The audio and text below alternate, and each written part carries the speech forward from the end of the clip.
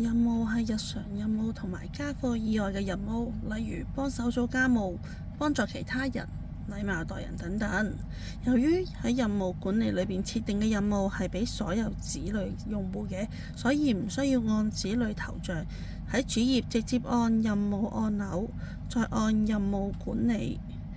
就可以增加任務。咁入到呢個界面之後呢，按加號增加按鈕，然之後你就可以輸入呢你想要嘅任務名字，例如幫